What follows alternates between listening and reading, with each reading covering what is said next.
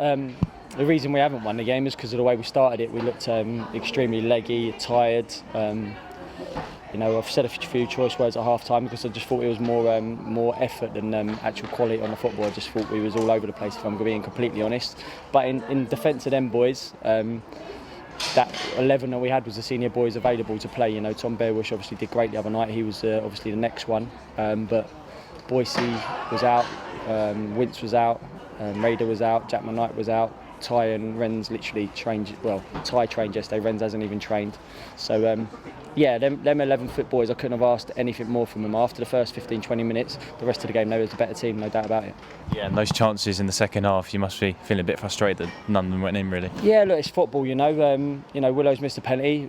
I've missed plenty of penalties in my career. Macca missed penalties for us last year, so that's part and parcel of football.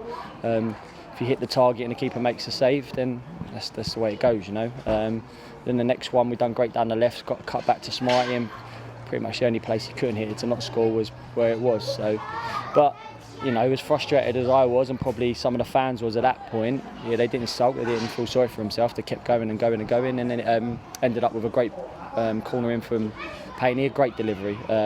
Dutchies attacked it and wanted to get on the end of it, and it was a fantastic header. So I can't fault them today, one bit of them. Anyone that criticised any of my boys today that's their opinion, but it's completely wrong. Them boys are giving everything for the shirt today. We've travelled up to Torquay, we travelled up to Fylde, and they was the fit boys ready to go. And I'm trying to look after them the best I can, and trying to work out why we've got the injuries we have, because it's been the same last year as it is this year.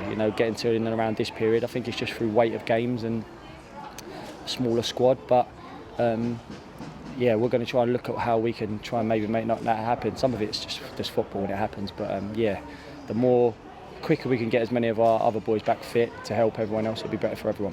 And lastly, just FA Youth Cup on Wednesday. Will it be good to see some of the youngsters out there again like they were a couple of weeks ago?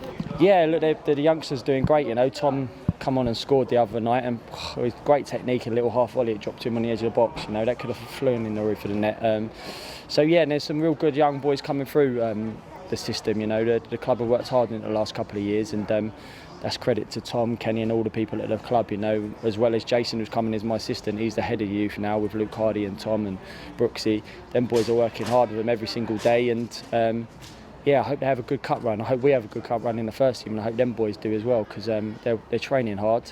A lot of third years in this last 2 weeks. We've got I think it's 8 or 9 third year lads now, and they're up training with us because we need them for the numbers and we need them for the bodies. So we're lucky. I'm extremely lucky that we've got such a good youth set up to be able to sort of fall back on, and it's pleasing to be able to do that.